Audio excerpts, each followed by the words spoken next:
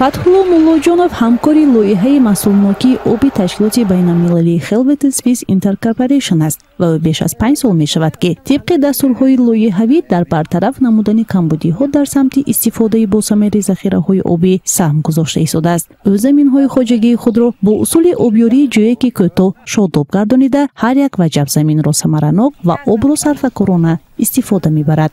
45 гектар замин дорем, айн 20 гектараш пахта. 2006 мо ба ҳамин хоҷагии деҳқонӣ баромадем. Мо аз соли 2017 хоҷагӣ мо бо лоиҳаи маҳсулнокии об ҳамкорӣ дорад. Лоиҳа ба мо як чапилияти 50 сохта дод ки рости гап ҳам хароҷоти мо кам шуданд, ҳам оба самаранок истифода бурдем. пешвақт агар як сутка об мемондем, ҳозир 6-8 соат об мемонем. Лоиҳаи маҳсулнокии об ба мо бисёр кӯмак кард. мо рост гап об сарфакорона истифода бурсодем. ҳосилнокӣ нағзам гирифтем.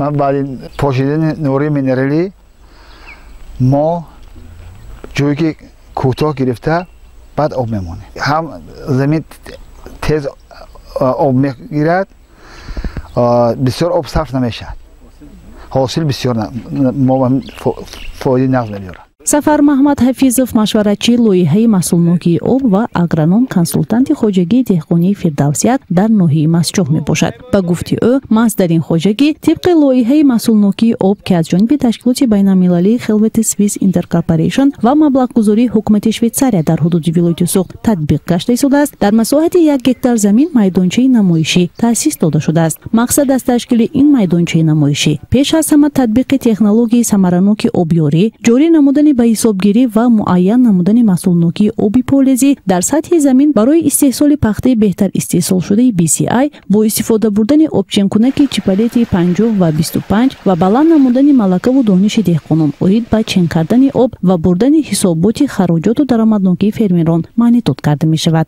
мо аз соли 2017 ин ҷониб бо ин лоиҳа кор мекунем. албатта барои мо خیلی موافقت بسیار شد بعد از با این لایحه سر کار کردن. ما پیش از این لایحه آب را به جایی که دراز میمونیم. قریب 2-3 سوتکه آب میرفت در زمین. بالای زمین آب زده میشد، پایین زمین از آب سیر نمیشد. ما حاصل دلخواه گرفته نمیتونستیم. حساب میانه از 18 تا 26 سنتر حاصل میگرفتیم. بعد از که همین لایحه به همکاری کردیم، ما با جای از 18 تا 30 سنتر گرفتن حاضر از 40 تا 56 سنتر پخته گرفتیم. هم مصرف آب کم شد، هم حاصلناکی بلند شد، خراجات کم شد. бояд қайд кард ки лоиҳаи масъулнокии об ташаббуси бисёрҷонибае мебошад ки баҳри ҳалли масъалаҳои самарабахшии истифодаи об дар хоҷагии деҳот равона гардидааст. ҳадафи асосии лоиҳа бартараф намудани камбудиҳо дар соҳаи истифодаи босамари захираҳои обӣ ва дастгирии иқдомоти ҳукумати ҷумҳурии Тоҷикистон, сохторҳои дахлдор ва фермерон баҳри беҳтар намудани истифодаи обҳои обёришаванда буда якчанд технологияҳоро дорад ки яке аз онҳо ин обёрӣ бо ҷӯяки кӯтоҳ бошад. яке аз технологие ки лоиҳаи масъулнокии об пешбарӣ карда истодааст, ин технологияи обёрӣ бо ҷӯяки кӯтоҳ мебошад. худи мафҳуми технологияи обёрӣ ҷӯяки кӯтоҳ мавҷуд нест. ин мафҳум аз куҷо меояд? ин аз вобаста ба дарозии оптималии ҷӯякҳо пайдо мешавад. вобаста ба таркиби механикии хок, нами ҷабиш, масрафи об дар ҷӯякҳо, технологияи обёрии ҷӯяки кӯтоҳ, яъне ин ки мафҳуми ҷӯяки кӯтоҳ пайдо мешавад. ҷоизи қайд аст ки соли 2019 кооперативи ғайритиҷоратии Сароб бо ташкилоти байналхалқии Helvetis дар доираи лоиҳаи масъулнокии об дар 12 майдончаҳои намоишие ки дар ноҳияҳои Зафароботу Масҷоҳ, Ҷабор Расулову Сипитамин ва Бобоҷон Ғафурову Конибодом ҷойгир ҳастанд, технология ва методҳои соддаи каммасрафи обёриро ба монанди обёрӣ бо ҷӯяки кӯтоҳ, обёрӣ бо лӯла, обёрӣ бо сифон, обёрӣ бо шарбат, обёрии ҷӯякивазкунӣ, ҳамворкунӣ капиталӣ ҷорӣ намуданд ки ин таҷрибаҳо имрӯз аллакай самараи хуб дода истоданд. пеш аз ин лоиҳа мо تا 8000 لیتر آب به 1 هکتار رسخود میکردیم. حاضر باشد 3,5-4,000 لیتر آب رسخود میکنیم خلاص.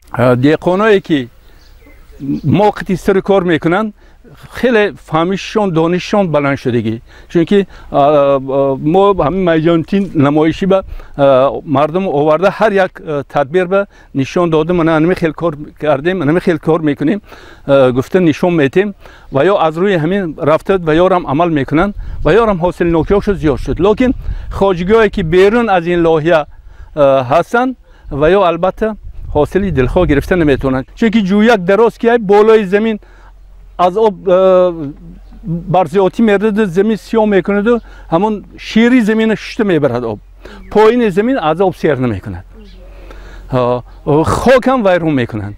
جویی که کوتاه هم زمین از آب زراعت از آب بازگشت میکند، یک خیلی آب میخورد، هم زمین یک خیلی نم میگیرد.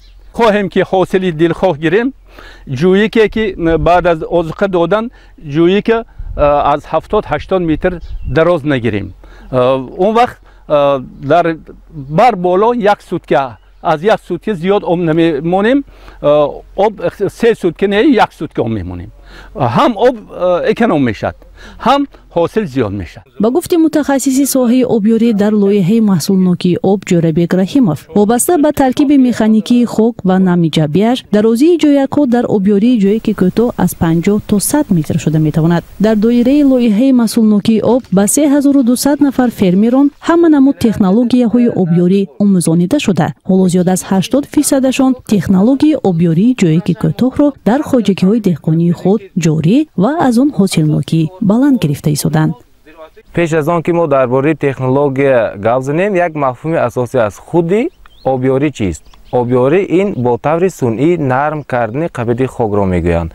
نرمی را با یک چند اصول به خاک دادن ممکن است. اساساً تکنولوژی ها برای نرم کردن قبض خاک روانه کرده شده است. نرم کردن خاک باشد با جریان دائمی و جریان تغییرابنده تطبیق کرده می شود.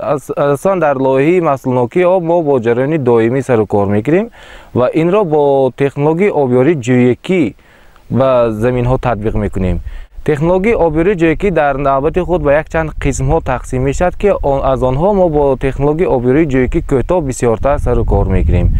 چی خیلی که قید کردیم، تکنولوژی آبیاری جویکی کوتاه وابسته به ترکیب مکانیکی خاک درازیش یک چند خیل می شود. حاضر ما در خواجگی دهقانی فردوس یک قرار داریم. درازی این جویکی این خواجگی از تا 90 متر را تشکیل می دهد. در یک دوره نشونما این خواجگی همگی 3 یا 4 مرتبه آب میگیرند خلاص، یا اینکه آبیمانی میگذرانند خلاص. элемент ҳои асосии обёрии ҷӯякӣ кадомҳоянд ва технологияи ҷӯяки кӯтоҳ чӣ бартариятҳо дорад? Ба ин савол мутахассиси соҳаи обёрӣ дар лоиҳаи маҳсулнокии об Ҷӯрабек Раҳимов посух дода чунин иброзӣ ақида кард. элементҳои асосии обёрии ҷӯякӣ ин буриши 45 градусии замин, дарозии ҷӯякҳо, масофаи ҷӯякҳо, масрафи об дар ҷӯякҳо мебошад. Бартариҳои технологияи обёрии ҷӯякӣ кӯтоҳ ин арзон, дониши мукаммали гидротехникиро талаб намекунад ва ҳама зироатҳо мувофиқ мебошад. дар нишебиҳо ҷорӣ кардан мумкин аст, баробар тақсимшавии намиро таъмин мекунад, поёноб бо таври назаррас нисбати дигар технологияҳо кам мегардад, баробар тақсимшавии намиро таъмин мекунад ва маҳсулнокӣ кори обонро зиёд мекунад.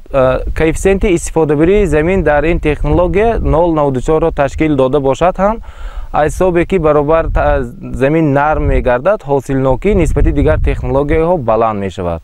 мутахассисони соҳа иброз медоранд ки дар шароити кишвари мо обёрии ҷӯякӣ хеле васеъ паҳн шудааст, зеро ин технологияи обёрӣ хеле осон буда баҳри ҷорӣ намудани он ягон мавод ё таҷҳизоти муҳим лозим намешавад. дар ин маврид деҳқонони хоҷагидоре ки мехоҳанд бобати ин мавзӯъ маълумоти бештар пайдо кунанд, метавонанд бо намояндагони кооперативи ғайритиҷоратии Сароб тавассути телефони 92 600 96 16 дар тамос шуда ба суолҳои худ тариқи почтаи электронии ҷорабек.rahimi@sanjoba.mail.ru посухи мушаххас гиранд. гузориши Фарзону Ҳоҷибоева, Валиҷон Дӯстматов, Азия.